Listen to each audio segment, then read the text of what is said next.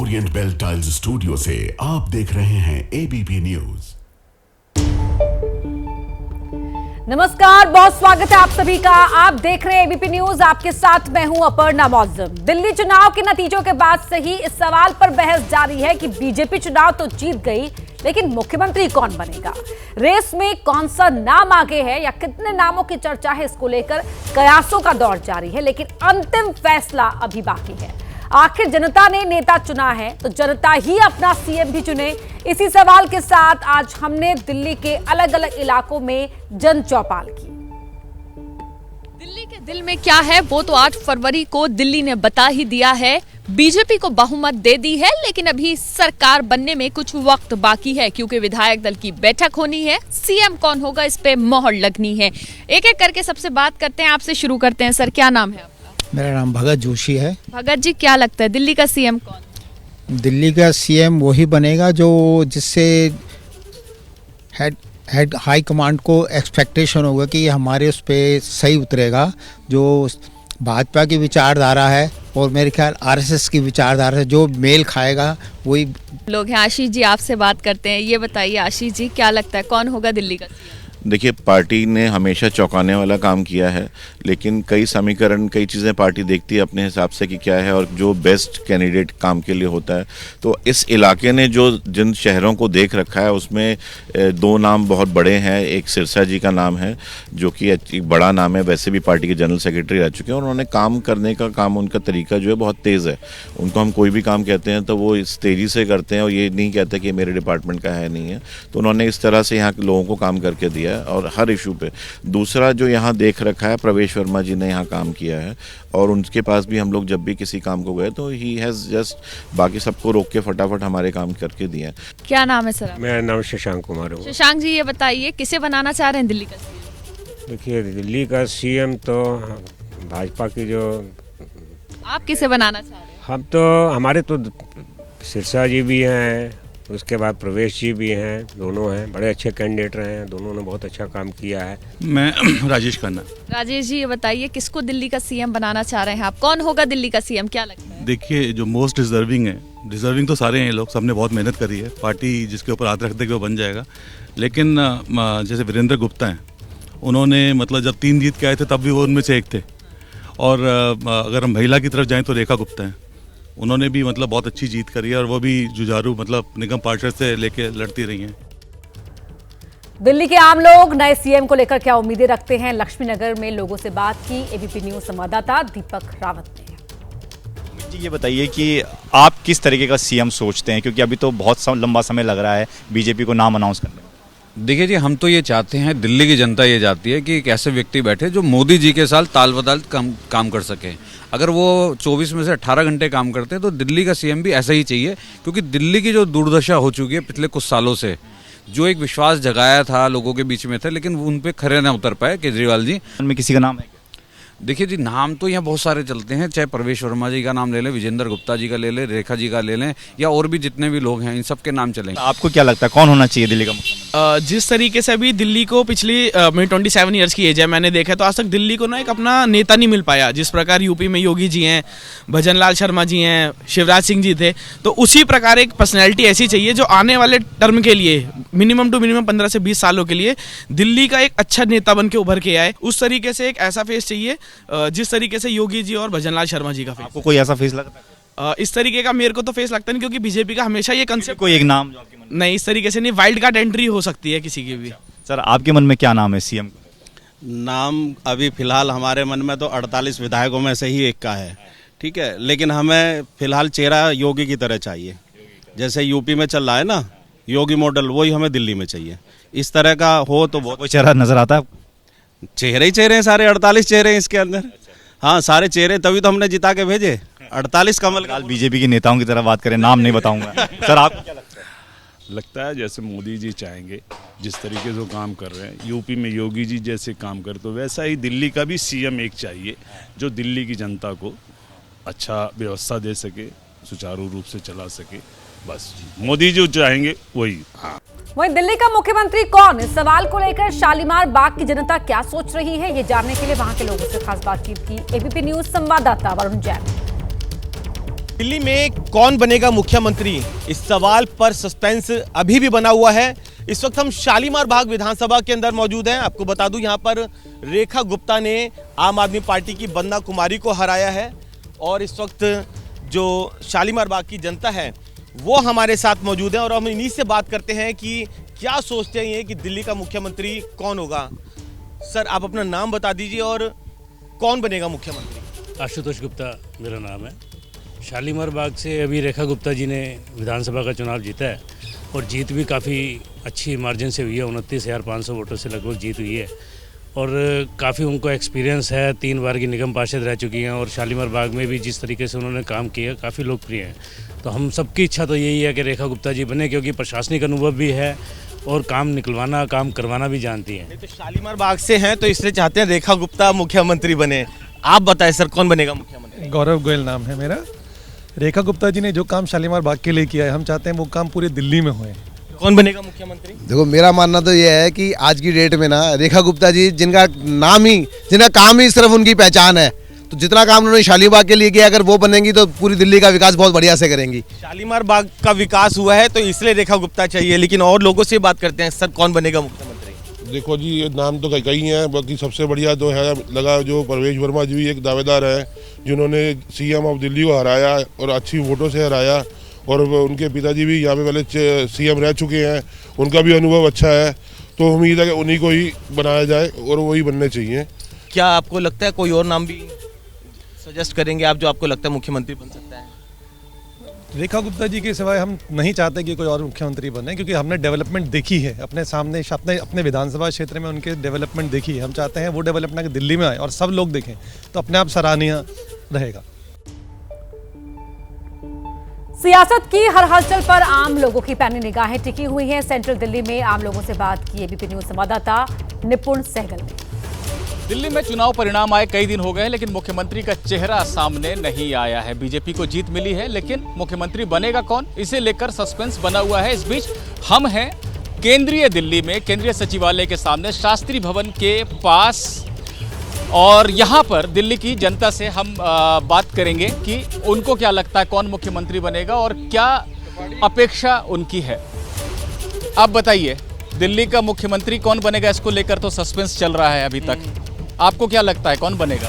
अब बीजेपी जीत गई, चाहते थे बीजेपी ही जीते, लेकिन मुख्यमंत्री हम लोगों को योगी जैसा चाहिए यहाँ पे। अब कोई भी बने, जो भी डिसाइड करें, चाहे अमित शाह डिसाइड करें, चाहे मोदी जी डिसाइड करें, लेकिन एक योगी जैसा मुख्यमंत्री यहाँ पे आ जाए तो यहाँ काफ़ी कुछ सुधर जाएगा। योगी जैसा मुख्यमंत्री इनको चाहिए। आप बताइए कि दिल्ली का मुख्यमंत्री बनेगा कौन, क्या लग रहा है, अभी तक सस्पेंस है। देखो, कौन बनेगा वो तो भाजपा से ही बनेगा, बट मेरा मानना ये है जो भी बने, जो जन सेवक हैं वो जन सेवक की ही तरह काम करें।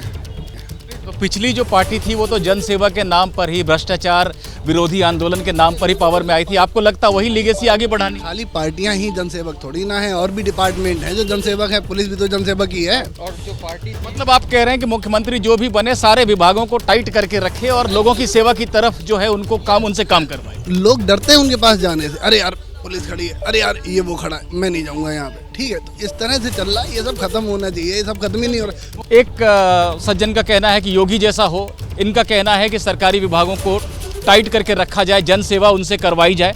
मुख्यमंत्री मुझे अभी ये नहीं पता है कि कौन नॉमिनेटेड है कौन नहीं है, बट मैं तो यही चाहूँगी ना कि योगी जी यूपी छोड़ के दिल्ली आ जाए थोड़े दिन। आपको क्या लगता है पूर्वांचली बनना चाहिए इस बार मुख्यमंत्री। इस बार तो पूर्वांचल वाला मुख्यमंत्री बनना चाहिए दिल्ली में भी। दिल्ली के चुनाव में परिवहन और प्रदूषण का मुद्दा भी सुर्खियों में रहा है। ऐसे में नए मुख्यमंत्री को लेकर लोगों को काफी उम्मीदें हैं। जैनेन्द्र कुमार हमारे सहयोगी ने बस में सफर करने वाले आम मुसाफिरों से भी इस बारे में बात की। दिल्ली में कौन बनेगा मुख्यमंत्री, नतीजे आए 1 हफ्ते हो चुके हैं, लेकिन अभी तक साफ नहीं है कि बीजेपी किसे मुख्यमंत्री बनाने जा रही है। हम दिल्ली सचिवालय के पास स्थित एक बस स्टॉप पर हैं, कुछ लोगों से बात करते हैं। किसको मुख्यमंत्री बनना चाहिए, क्या कहेंगे। बस उसी को मुख्यमंत्री बनना चाहिए जो दिल्ली के लिए हर तरह से बेहतर हो। मुख्यमंत्री का चेहरा फिर भी आपके ध्यान में कौन है। कोई लेडीज बननी चाहिए मेरे। आप बताओ।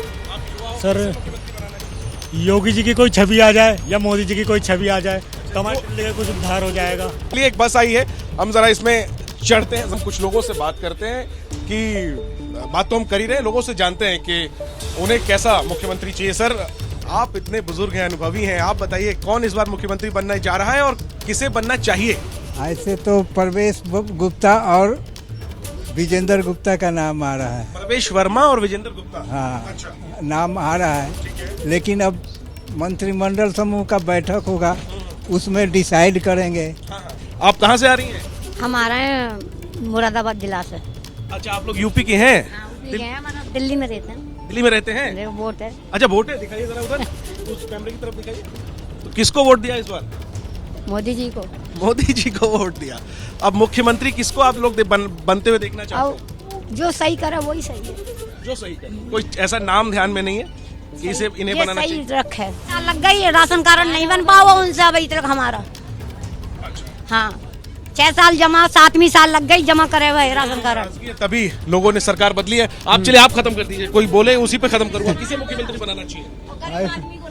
अब किसको बोलूं, 2 आदमी तो खड़ा ही है बनाने के लिए। एक तो वो गायक हैं मनोज तिवारी। हाँ, मनोज तिवारी। अच्छा।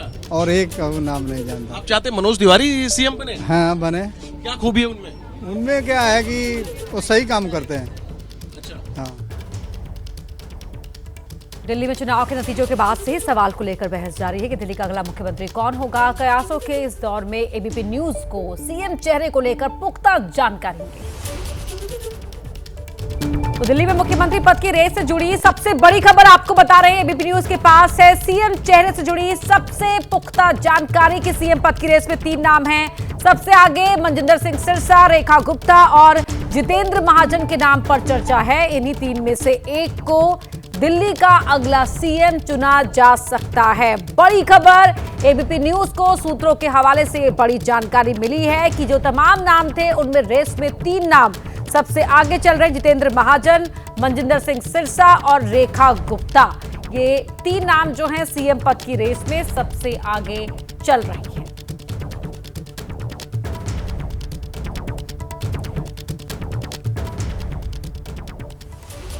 वहीं बीजेपी के सांसद प्रवीण खंडेलवाल ने कहा कि पीएम मोदी अब दिल्ली आ चुके हैं और जल्द ही पार्टी का शीर्ष नेतृत्व दिल्ली के अगले सीएम को लेकर फैसला कर देगा। प्रवीण खंडेलवाल ने एबीपी न्यूज संवाददाता मनोज्ञा लोरवाल से की खास बातचीत।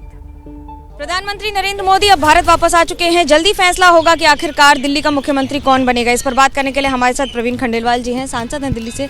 अब फैसला कितना घंटा और इंतजार? देखिए, माननीय प्रधानमंत्री जी दिल्ली आ गए हैं और मुझे लगता है कि दिल्ली के इंतज़ार की घड़ियाँ बहुत जल्दी खत्म होगी और हमारा राष्ट्रीय नेतृत्व बहुत जल्दी भारतीय जनता पार्टी का कौन सा कार्यकर्ता दिल्ली को लीड करेगा उसका निर्णय होगा। ये विधायकों के दल में ही तय होगा और विधायक ही तय करेंगे या फिर ऊपर से नेतृत्व तय करेंगे? सारे विधायकों से लगातार हमारे राष्ट्रीय अध्यक्ष जी ने विचार विमर्श भी किया है और मूल रूप से सबके विचार के बाद राष्ट्रीय नेतृत्व उस पर निर्णय लेगा। जब बात हो रही है बैठकों की, तो आज और कल की बैठकों का दौर भी है। आज और कल कोई विशेष बैठकें बुलाई गई हैं। विधायक दल की बैठक, कुछ बातें भारतीय जनता पार्टी के विधायक को लेकर भी छोड़ दे तो अच्छा होगा।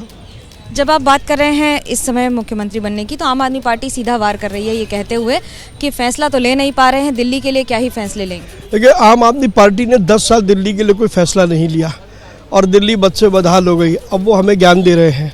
हमें उनके किसी ज्ञान की आवश्यकता नहीं है। भारतीय जनता पार्टी का राष्ट्रीय नेतृत्व संपन्न नेतृत्व है, सक्षम नेतृत्व है और बहुत जल्दी दिल्ली को कौन नेतृत्व करेगा दिल्ली की सरकार का, ये तय हो जाएगा। शपथ ग्रहण समारोह कितना भव्य रखने वाले हैं? एक बार राष्ट्रीय नेतृत्व सब चीज़ें तय कर ले, हम सब कार्यकर्ता मिलकर के उसको यादगार बनाएंगे। उसको यादगार भी बनाया जाएगा और उसके साथ साथ तैयारियां भी पूरी। कैमरा पर्सन अजी चाको के साथ मनोज्ञा लोईवाल, दिल्ली, एबीपी न्यूज़। दिल्ली के अगले सीएम को लेकर मुस्तफाबाद से जीते बीजेपी के विधायक मोहन सिंह बिष्ट से बात की एबीपी न्यूज संवाददाता शिवांक ने। मोहन सिंह बिष्ट जी इस वक्त हम लोग के साथ मौजूद हैं। जिस तरह से आप लोगों से मिल रहे हैं, कार्यकर्ताओं से मिल रहे हैं, 1-2 नारे लग रहे हैं, हमारा नेता कैसा हो, मोहन सिंह बिष्ट जैसा, और हमारा मुख्यमंत्री कैसा हो, हमारा सीएम कैसा हो, मोहन सिंह बिष्ट जैसा हो। क्या कहेंगे? नहीं, नेता तो मैं बना ही दिया उन्होंने। सीएम बनाना उनके अंदर की भावना है, ऐसा नहीं है। क्योंकि सीएम उन्होंने मुझे एक एमएलए तो जरूर बनाया है, सीएम बनाना ना बनाना ये पार्टी का काम है। कौन बनेगा वो कमल का फूल का बनेगा, भारतीय जनता पार्टी का कार्यकर्ता बनेगा और उन चुने हुए विधायकों में से सीएम बनेगा। लेकिन उनकी जनभावना है, मैं जनभावना का तो सम्मान करता हूँ, ये पार्टी ने तय करना है। अच्छा, आप सर मतलब कहते 1 हफ्ते हो गए हैं, कब तक उम्मीद है कि दिल्ली का अगला मुख्यमंत्री बन जाएगा? क्या है 2-3 दिन के अंदर तय हो जाएगा कौन दिल्ली का मुख्यमंत्री बनेगा, कौन मंत्रिमंडल में शामिल होगा। ये सारी मेरी पार्टी हाईकमान करेगी और उन्होंने इस पे एक्सरसाइज भी कर ली होगी, तो अभी जल्दी घोषणा दिल्ली को नया मुख्यमंत्री मिल जाएगा, ऐसा मैं मानता हूँ।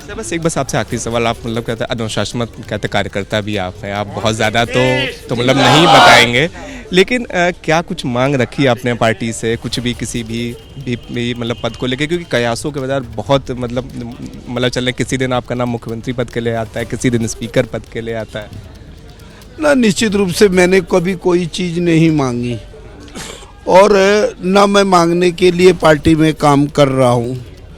मेरी पार्टी ने, मेरे शीर्ष नेतृत्व ने देखना है कि कौन क्या कर सकता है, ये मेरा शीर्ष नेतृत्व तय करेगा। मैं मांगने पे विश्वास नहीं रखता हूँ, मैं काम करने पे विश्वास रखता हूँ और मेरी कोई कंडीशन नहीं है।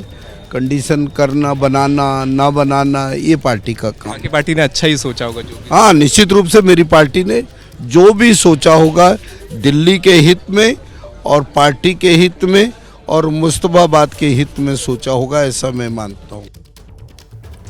तमाम कयासों चर्चाओं के बीच मोतीनगर से बीजेपी के विधायक हरीश खुराना ने कहा कि जो भी सीएम बनेगा वो दिल्ली के लोगों की सेवा करेगा और पार्टी इसका फैसला जल्द करेगी। हरीश खुराना से बात की एबीपी न्यूज संवाददाता निपुण सहगल ने। हमारे साथ मोतीनगर से बीजेपी विधायक हरीश खुराना है। खुराना जी, कब तक रहेगा सस्पेंस? देखिए, ये फैसला जो करते हैं वो हमारे माननीय प्रधानमंत्री जी, शीर्ष नेतृत्व पार्लियामेंट्री बोर्ड करता है।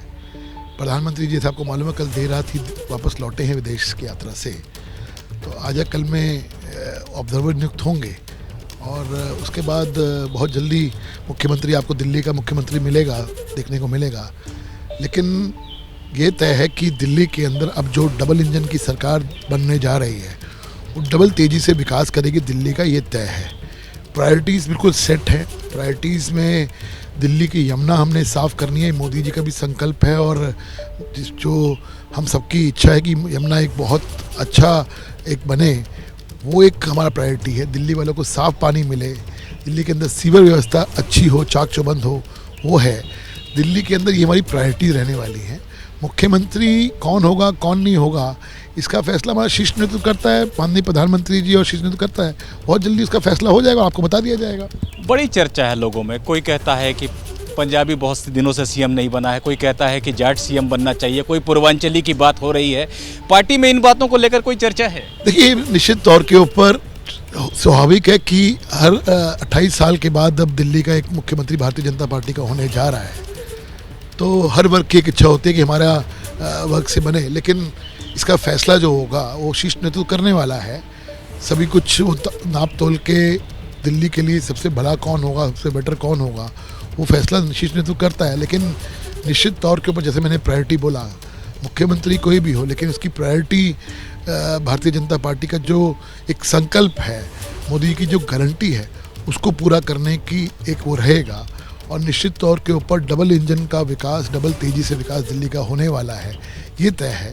2 से 3 दिनों में उम्मीद करें दिल्ली के लोग कि पता चल जाएगा उनको? देखो, जब भी होगा आपको सबसे पहले बताया जाएगा। लेकिन निश्चित तौर के ऊपर, जैसे मैंने कहा कि प्रधानमंत्री जी कल देर रात ही दिल्ली लौटे हैं, आज या कल में वो चर्चा करेंगे अपने बाकी शीर्ष नेतृत्व से। वहीं दिल्ली की शकूर बस्ती से बीजेपी के विधायक करनैल सिंह से एबीपी न्यूज ने खास बातचीत की कि दिल्ली का अगला सीएम कौन होगा, इस सवाल पर उनका क्या जवाब है, सुनिए। बीजेपी विधायक श्री करनैल सिंह इस वक्त हमारे साथ मौजूद हैं। आम आदमी पार्टी के सत्येंद्र जैन को इन्होंने मात दी है, कद्दावर नेता है। सर, दिल्ली में एक ही सवाल है जो घूम रहा है और गूंज रहा है, कौन बनेगा मुख्यमंत्री? ये भैया शीर्ष नेतृत्व को पता और आप लोगों को पता, मुझे कुछ नहीं पता, मैं छोटा सा कार्यकर्ता हूँ। जय श्री राम। लेकिन विधायक है सर, सत्येंद्र जैन को हराया है, कुछ तो आपकी भी चॉइस होगी, आप भी तो चाहते होंगे, कौन बने? सत्येंद्र जैन के बारे में आपको बता दूं, मैंने नहीं हराया, ये मेरे पार्षद और ये मेरी जनता बैठी है, इन्होंने हराया है। माननीय प्रधानमंत्री जी क्या जो विश्वास, लोगों का विश्वास माननीय प्रधानमंत्री जी के ऊपर था, उन्होंने सत्येंद्र जैन को हराया। उन्होंने पूरी दिल्ली में एक व्यवस्था चेंज करने का मन बनाया था जनता ने, और उन्होंने बनाया है। और माननीय प्रधानमंत्री जी पे विश्वास करके दिल्ली की में भारतीय जनता पार्टी की सरकार बनी है, सनातन की सरकार बनी है। परवेश वर्मा बनेंगे, रेखा गुप्ता। देखिए मैंने क्या बताया आपको, ये शीर्ष नेतृत्व तय करेगा। महिला चेहरा हूँ, आप क्या चाहते हैं? मैं भैया कार्यकर्ता हूँ, मुझे ये MLA बना दिया पार्टी ने, बहुत धन्यवाद, उनका धन्यवाद करता हूँ। मुझे क्या पता, इतने छोटे से कार्यकर्ता से पूछ रहे हो आप। दिल्ली के अगले सीएम को लेकर पूछे गए सवाल पर पटपड़गंज से बीजेपी के विधायक रविंद्र सिंह नेगी ने कहा कि संगठन का हर फैसला सिर माथे पर होगा। पटपड़गंज विधानसभा से बीजेपी के नवनिर्वाचित विधायक रविंद्र सिंह नेगी हमारे साथ हैं। नेगी जी, सबके मन में, हर दिल्ली वासी के मन में जो सबसे ज़रूरी सवाल वो यही है कि अब तो बीजेपी को ऐतिहासिक मैंडेट मिल गया है, लेकिन इस जीत का सेहरा किसके सर पे बंधेगा? इस जीत का सेहरा माननीय प्रधानमंत्री नरेंद्र मोदी जी। अगर एक शॉर्ट में, एक शब्द में बोला जाए तो ये जीत माननीय प्रधानमंत्री की जीत है। जिस प्रकार प्रधानमंत्री जी ने दिल्ली वालों को जो संबोधित करा, जो रैलियाँ करी, जिसमें उन्होंने विश्वास करा महिलाओं ने, पुरुषों ने, वो मोदी जी की बात पर करा। मोदी ने जिस प्रकार कहा कि 13 साल से जो आपदा में आप जी रहे हैं, उस आपदा को हटाओ, दिल्ली में डबल इंजन की सरकार लाओ, तो लोगों ने माना। और ये जीत माननीय प्रधानमंत्री जी की नीतियों की जीत है और उनके विकास की जीत है। फिर दिल्ली में मोदी जी का सेनापति कौन होगा, मुख्यमंत्री का चेहरा कौन होगा? वो तो 48 विधायक हैं, और उस 48 में बहुत सारे सीटें रहे, हमारे 6 बार के विधायक हैं। तो मुझे लगता है कोई भी व्यक्ति उसमें हो सकता है। ये माननीय प्रधानमंत्री जी और नरेंद्र मोदी जी और अमित शाह जी और JP नड्डा जी जिसको करेंगे। किस आधार पर कौन सी ऐसी खूबियां होंगी उस मुख्यमंत्री में, दिल्ली के मुख्यमंत्री में, क्योंकि 27 सालों बाद बीजेपी की वापसी हो रही है दिल्ली की सत्ता में? वो स्वीकृति, मतलब वो तो सर्व समाज को जो साथ लेकर चलेगा, और जिस प्रकार दिल्ली में जो बदहालत है, उस बदहालत को बिल्कुल विकास के रूप में जो चेंज करेगा, तो ऐसा ही मुख्यमंत्री बनेगा। मुझे लग रहा है मुख्यमंत्री के विषय में ज़्यादा चिंता करने की जरूरत नहीं है। मुख्यमंत्री जो भी बनेगा भाजपा का बनेगा और मजबूत बनेगा, और भाजपा के 48 विधायकों में से बनेगा। चर्चित दिल्ली का मुख्यमंत्री कौन होगा, सबसे बड़ा सवाल, और सबके अपने अपने कयास। नजर हमारी लगातार बनी हुई है, और सीधा रुख करते हैं अखिलेश यादव की प्रेस कॉन्फ्रेंस का। सम्मान देना था और उनको अपनी तरफ से शुभकामनाएं देनी थी। तो उस समय मैंने बहुत सोचा कि मैं क्या शुभकामनाएं दूं और क्या उस कार्ड में लिखूं कि सभी नेताओं तक बात पहुंच जाए। आदरणीय उदय प्रताप सिंह जी को याद होगा, मैं मुख्यमंत्री था जब कार्ड में सब जगह बांट रहा था, भेज रहा था। उस समय कार्ड पे मैंने वही कविता आपकी लिखी थी कि ना तेरा है ना मेरा है, हिंदुस्तान सबका है, और ये बात न समझी गई तो नुकसान सबका है। वो कविता उस समय भेजी थी और आज भी उस कविता का महत्व बनता है। तो न जाने कितनों को इंस्पायर करते हैं आप, मोटिवेट करते हैं। और जो सच्चा कवि होता है वो पॉलिटिकल और समाज को कभी न कभी दिशा देता है। वो सरकार के रुतबे से उस पर कोई प्रभाव नहीं पड़ता, सरकार का दबाव उस पर कुछ नहीं पड़ता है। सच्चा कवि वही है, और उसमें से आदरणीय उदय प्रताप निशाना साध रहे थे यहाँ पर अखिलेश यादव। बढ़ते हैं आगे और बात करते हैं एक बार फिर से दिल्ली के सियासी गलियारों में सबसे बड़ा सवाल इस वक्त गूंज रहा है, वो ये है कि दिल्ली में मुख्यमंत्री कौन होगा।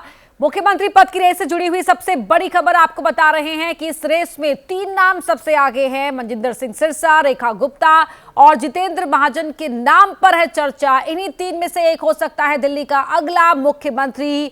बड़ी खबर, बड़ी जानकारी एबीपी न्यूज के पास सीएम चेहरे से जुड़ी हुई आपको बता रहे हैं कि दिल्ली में मुख्यमंत्री पद की रेस में 3 नाम जो सबसे आगे चल रहे हैं, वो 3 नाम हैं जितेंद्र महाजन, मनजिंदर सिंह सिरसा और रेखा गुप्ता।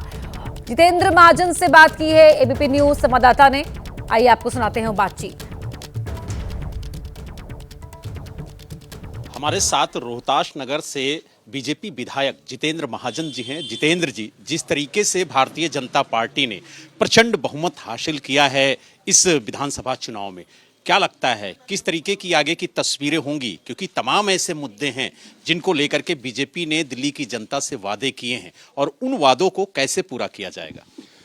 भारतीय जनता पार्टी पिछले 5 वर्षों में लगातार जनता से संबंधित मुद्दों को उठाती रही, चाहे इनकी शराब नीति का विषय हो, चाहे भ्रष्टाचार का विषय हो, चाहे पूरी दिल्ली में गंदे पानी की सप्लाई हो, पानी ना आने की समस्या हो, डीटीसी बसेस की समस्या हो, ऐसे सब मुद्दे भारतीय जनता पार्टी ने पिछले 5 वर्षों के अंदर उठाए हैं और आम आदमी पार्टी को बेनकाब किया है। तो निश्चित रूप से पूरे 5 वर्ष हमारा संगठन सक्रिय रहा है, तो उसका लाभ हमें मिला है।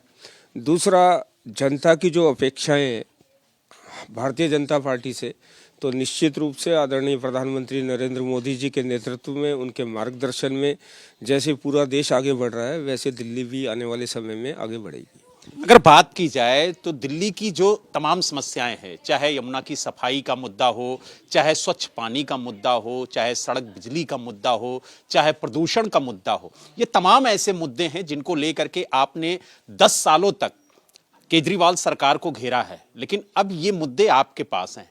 इनको समाधान देने के लिए आपके कंधों पर दिल्ली की जनता ने जिम्मेदारी दी है। तो किस तरीके से जो रोड मैप है वो तैयार किया गया है और जो कहा गया है कि तय समय सीमा पर इनको समाधान के लिए लाया जाएगा और जो भी समस्याएं हैं उसका समाधान होगा। निश्चित रूप से दिल्ली को साथ लेकर, चाहे वो यमुना सफाई का मुद्दा है, चाहे वो दिल्ली के अंदर नए राशन कार्ड का मुद्दा है, चाहे आयुष्मान योजना का मुद्दा है, ये दिल्ली के जितने भी मुद्दे हैं और हमने तो ये मुद्दे भुगते हैं। आप ये देखिए, इतना हजारों करोड़ रुपया लगाकर यमुना इनसे साफ नहीं हुई। दिल्ली के लोगों से एक के बाद एक झूठ बोलने का काम अरविंद केजरीवाल सरकार ने किया।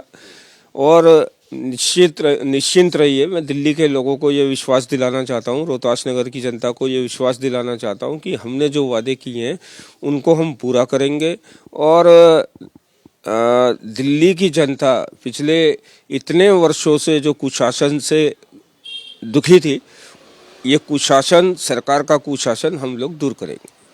आज एक नया मामला निकल के आया कि जो शीश महल था उसको सीबीसी जांच के दायरे में ले रही है और जिस तरीके से आप लोगों ने आरोप लगाया था, उन आरोपों को लेकर के अब जांच शुरू हो रही है। साथ ही एक दूसरा मामला जिसे आपने विधानसभा के सदन के पटल पर भी उठाया था कि जिस तरीके से दिल्ली सरकार ने जो सरकारी कर्मचारी हैं, जो सरकारी विभाग हैं, वहां पर बाहर के लोगों को रखा था, उनकी नियुक्ति की थी, इस मुद्दे को भी उठाया था। इन दोनों मामलों को लेकर के आज चीफ सेक्रेटरी ने जिस तरीके से पत्र लिखा है और कहा है कि इनकी सूची बनाई जाए कि जो जो बाहरी लोग विभाग में रखे गए हैं वो कहां रखे गए हैं और उनकी संख्या क्या है। आप ये देखिए कि शीश महल तो एक मुद्दा है, पूरी की पूरी सरकार भ्रष्टाचार में आखंड डूबी हुई थी। दिल्ली जल बोर्ड घोटाला है, डीटीसी बसों का घोटाला है। आप ये देखिए कि पूरी सरकार पूरे भ्रष्टाचार में डूबी हुई थी और जिन्होंने सरकारी घर ना लेने का वादा किया था और वो अपने लिए शीश महल बना रहे थे। पूरी दिल्ली कोरोना से लड़ रही थी, ये एक नई शराब नीति बना रहे थे। और आप ये देखिए कि अभी जब सीएजी की रिपोर्ट विधानसभा के पटल पर रखी जाएंगी, जब वो सार्वजनिक होगी, तो पूरी दिल्ली और पूरे देश को ध्यान में आ जाएगा कि अरविंद केजरीवाल सरकार का असली चेहरा क्या था।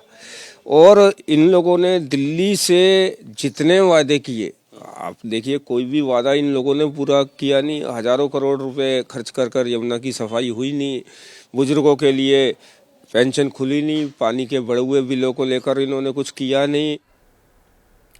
अगली बड़ी खबर भी दिल्ली से है, जहां दिल्ली के पूर्व सीएम और आम आदमी पार्टी के संयोजक अरविंद केजरीवाल की मुश्किलें बढ़ाने वाली खबर है। केजरीवाल के सरकारी आवास को लेकर सियासत में जो सवाल उठते रहे हैं, उनको लेकर अब केजरीवाल घिरते हुए नजर आ रहे हैं।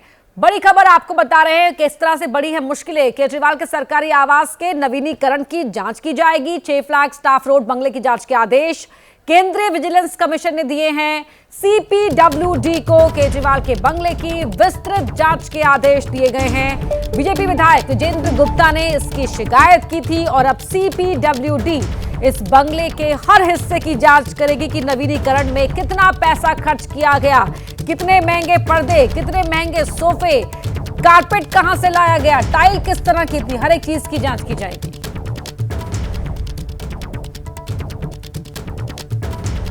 और हमारे साथ 2 खास मेहमान जुड़ रहे हैं इसी खबर पर। आरपी सिंह जी हैं, प्रवक्ता हैं बीजेपी के, और साथ ही प्रवक्ता हैं आम आदमी पार्टी के निवान शर्मा जी। आप दोनों का ही बहुत बहुत स्वागत है। निवान जी, मुश्किलों में नजर आ रहे हैं अरविंद केजरीवाल? देखिए बहुत बहुत नमस्कार। और मुश्किलें किस बात की जब कुछ किया ही नहीं पहले। अब ये नया ये एक शगुफा लेके आए हैं। हम तो ये कह रहे हैं जो पहले आपके शगुफे थे उनका क्या हुआ। 200 केस आपने ऑलरेडी कर रखे हैं, उनमें क्या निकला। कितने केसों में इनको सुप्रीम कोर्ट से फटकार लग चुकी है, उनका क्या निकला। ये बीजेपी का पैटर्न है पूरे देश में। बीजेपी क्या करती है, जब इनके पास इनका झूठ गिरने वाला होता है तो एक नया झूठ शुरू करती है। जब इनके पुराने केसों में इनको पता है कि कुछ नहीं निकल रहा तो एक नया शगुफा शुरू किया। 1 महीने तक इसी को ये लोग चिल्लाएंगे। हम तो ये कह रहे हैं कि आप जांच एक बार में सारी कर लीजिए ना। आप जांच खत्म करके उसके बाद गवर्नेंस शुरू करिए। जिस मुद्दे पर आप जो आप जनता को झूठ बोलकर आए हैं, आपने कहा था हम 2500 रुपए देंगे, तो 2500 रुपए 8 मार्च के ऊपर काम करना शुरू कर दीजिए। आप एक बार सारे मुद्दों की मिला के जांच कर लीजिए, ये झूठ बंद कीजिए और गवर्नेंस की तैयारी करिए। ये वो पार्टी है जिनके नेता जो है वो 200-200 करोड़ रुपए के जहाज खरीदते हैं और उनपे 20-20 करोड़ रुपए मेंटेनेंस देते हैं। ये सब ड्रामेबाजी कर रहे हैं दिल्ली में जीतने के बाद। लेकिन देवान जी वो तो कह रहे ना कि आप अरविंद केजरीवाल खुद को आम आदमी बताते थे और 8 एकड़ के बंगले की उन्हें आवश्यकता फिर क्यों पड़ गई? मैं तो ये कह रहा हूं कि अरविंद केजरीवाल घर इनके कई मंत्रियों से छोटा है।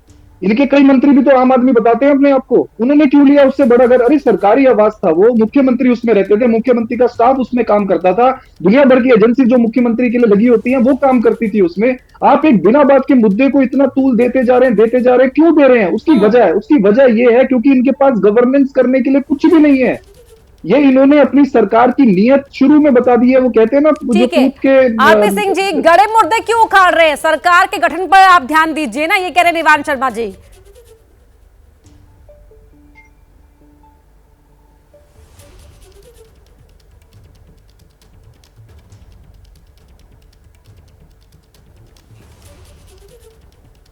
सर आपकी आवाज नहीं आ पा रही है।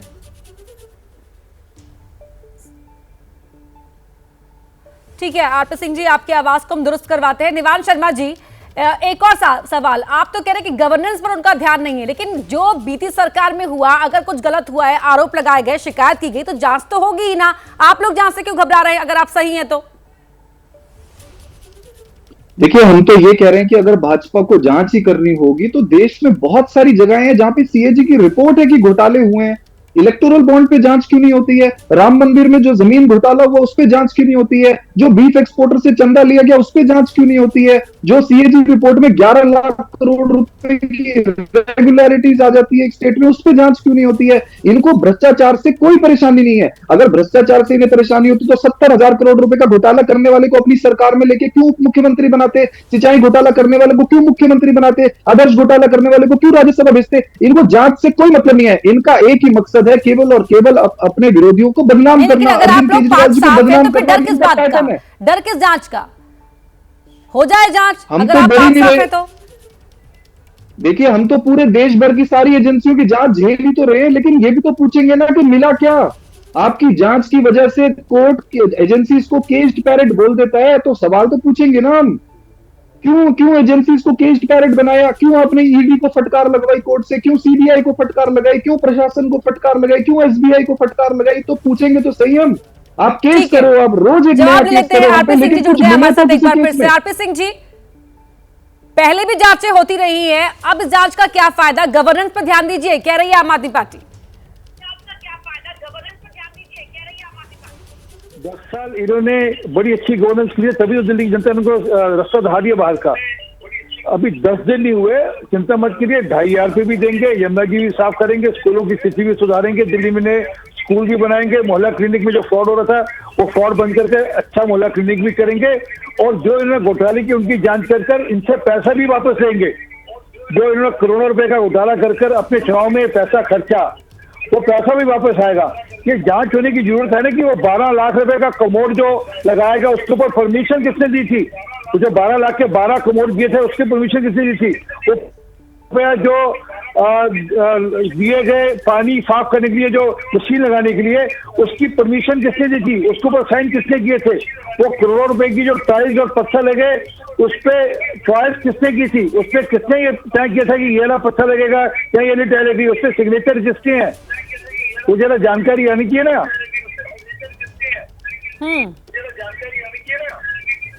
निवान शर्मा जी, कारपेट से लेकर कमोड तक सबका बही खाता खुलेगा? देखिए, सीएजी की रिपोर्ट थी कि 11 लाख करोड़ रुपए की इरेगुलरिटीज पाई गई है इनकी सरकार में। आज तक कोई जांच हुई? आज तक कोई रिकवरी हुई? हम तो ये कह रहे थे चुनाव से पहले कि आप एक बार के लिए ये सारा मुद्दा खत्म करने के लिए खोल दो ना शीश महल, जो आप कहते हो। मीडिया को जाने दो अंदर, पता लग जाएगा कौन सा पत्थर लगा है, कौन सा कमोड लगा है, कौन सा क्या लगा है। ये नहीं करना इन लोगों को। समेत था मेरे पास। बहुत धन्यवाद आप दोनों का इस चर्चा में शामिल होने के लिए। तो यहाँ अब शीश महल का ताला खुलेगा, हर हिस्से की जांच की जाएगी, सच सामने आया जाएगा, ये दावा है बीजेपी का। दुनिया बदल रही है और ये भारत के लिए ला रही है इन्फिनिट अवसर, जिसे हम कहते हैं मिनट इन्फिनिट। आइए आइडियाज ऑफ इंडिया के मंच पर समझे इसी मिनट इन्फिनिट को 21 और 22 फरवरी abplive.com पर।